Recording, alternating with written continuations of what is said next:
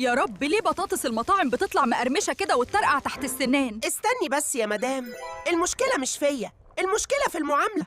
بصي بقى يا ستي، سر البطاطس المقرمشة زي بتاعة المطاعم مش في القلي بس. الموضوع كله في شوية خطوات صغيرة لو عملتيها صح هتفرق معاكي جدا. البطاطس فيها نشا، والنشا ده هو اللي بيخليها ساعات تطلع طرية ومش مقرمشة. عشان كده أول حاجة بعد ما تقطعي البطاطس أصابع انقعيها في مية حوالي 20 دقيقة علشان النشا ينزل منها.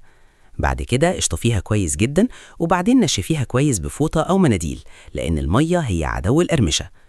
نيجي بقى أهم سر، البطاطس لازم تتقلي مرتين مش مرة واحدة. المرة الأولى في زيت حرارته متوسطة لحد ما تستوي نص سوا بس، طلعيها وسيبيها دقيقة ترتاح، وبعدين ترجعيها تاني في زيت سخن شوية علشان تاخد اللون والقرمشة الحلوة. وآخر لمسة بقى، الملح يتحط بعد القلي مش قبله علشان تفضل مقرمشة وما تتطراش. جربي الطريقة دي وهتشوفي البطاطس طالعة مقرمشة زي المطاعم بالظبط.